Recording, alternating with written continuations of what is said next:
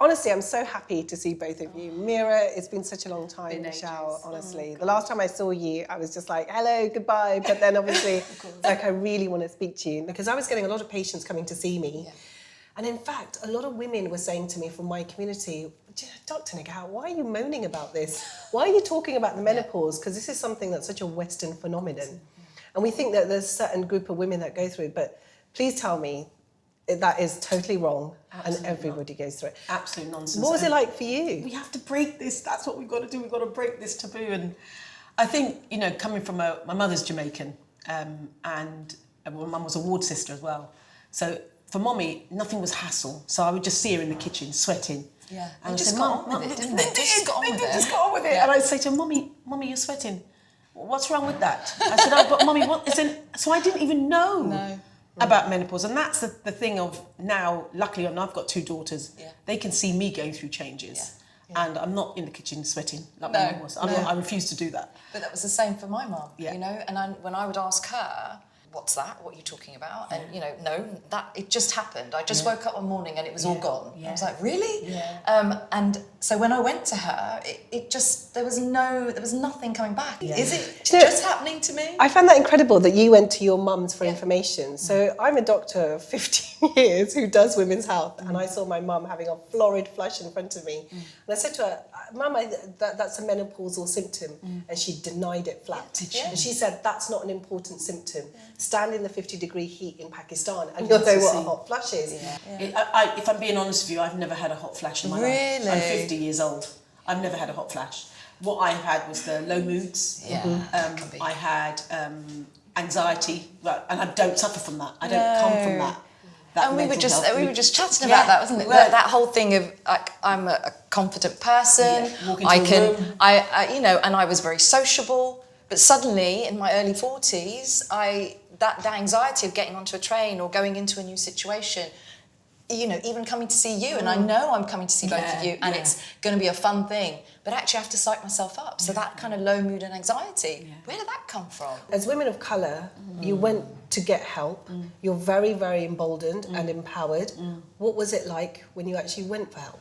My doctor was absolutely brilliant. Fabulous. Oh gosh, that's amazing. You know, this is not all doom and gloom. No, she was fabulous, but I would say to everybody, I went there with a checklist.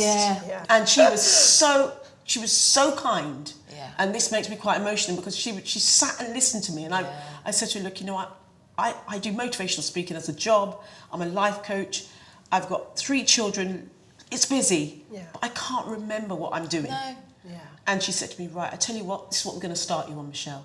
And they found options. And I would say women always feel better when we don't feel paralysed because there's no options. Exactly. So how many years did I keep going to the doctor? Really? I think I'm perimenopause. I didn't even know it at the time, but I'd started researching it a little bit.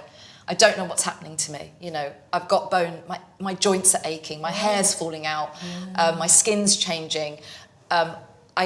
I'm turning into, now I speak to my husband, you know, I've heard him speak sort of, and he basically was just like, it was easier for me to go to work, Meera, than come home because I was losing my best friend. Just that I didn't know where you were, what was happening to you. Babe, it was awful. So all of that, and I'm going to the GP and saying, I'm feeling anxious, I'm antidepressants.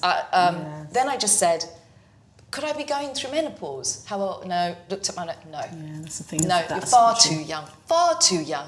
The story that I'm telling that's more common. Is what I hear. The story that you're telling should be what we hear, right? So women's health is just not really talked about. You know, sex isn't talked about, periods aren't talked about. I went on an Asian Facebook platform where I thought, no, I've got to start shouting about this. You know, I see you doing it, I see you doing it, and I just thought, no, we've got to do this. And there was a bit of 2 things. One was a backlash where, why are you talking about it? What are you doing? Why are you raising these things? This shouldn't be talked about. And the other was people messaging me privately and saying, I can't talk to you openly. I've got to wait till I go out of the house or somewhere it's private, and then I need to talk to you. And sometimes these women are in tears. Oh, damn. It's really sad. They're like literally in tears. And then I will say, right, you go to see your GP, go and see a medical practitioner. The list that we were talking about, these are your symptoms, go through with the list. But it's so important, isn't it? One of the things that I wanted to do, and I have started doing, is the menopause coffee mornings, which is one of the first things where we met. It's so cool. And they're not for profit. They're literally, if I can find a space to hold them, and I've held them in my own house, and I just want a space where people can come and talk about menopause, but also learn. So it's education, it's fact-based, and all of that. Yeah. That's where it's got to change. With black women, we've been on one of the lowest agendas, when it comes to maternity, when it comes to childbirth. There's a higher risk for us as black women. Yeah. And then now menopause, where women are just like, oh no, I'm just going to go through it, I'm just going to work it through. I refuse to do that. Yeah, I think being visible is really important. And then also expressing your symptoms are so important, because you talked about brain fog being one of the symptoms. Because, I mean, how often do you get it? How does it impact your life? Initially, when I went to my doctors, it's because of the brain fog was my biggest symptom, really. My husband would say it was the libido, but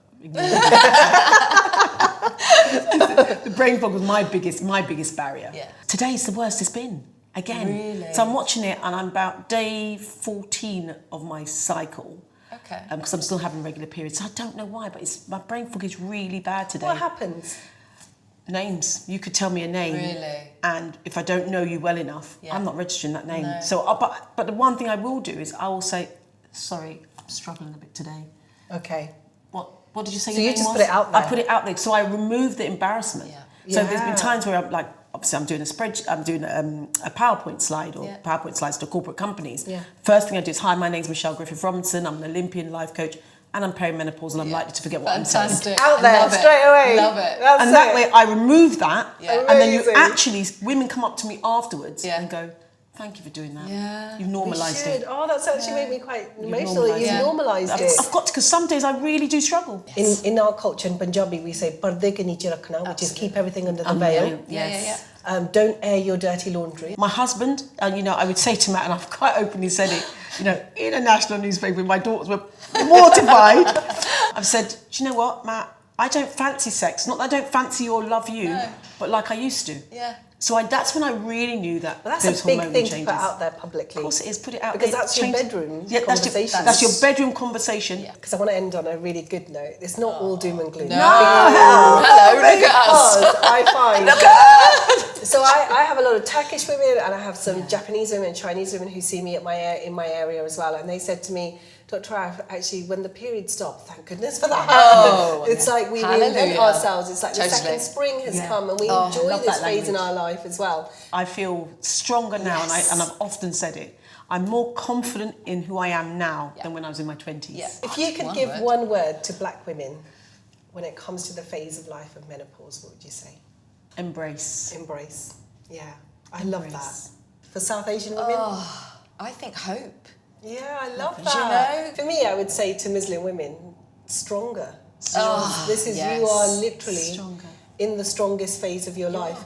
Do not sort of have one foot in the grave, then I'm dying tomorrow because I'm old now, I'm in my 40s. No. You are just going to get stronger and stronger and stronger. And I think that's the way, because at the end of it, what three of us, all of us we want is great women's health. Yes. To be able to live a hopeful, embracing all the challenges that we get, a stronger life. Amen. Totally. So that, because we know that we're not going to be around forever, but to be able to enjoy those moments. Live every moment and enjoy it. It's Ladies, thank you. It's been so gorgeous catching up. That's so lovely. I absolutely loved it. Beautiful. Well, I'm going to have a cup of tea.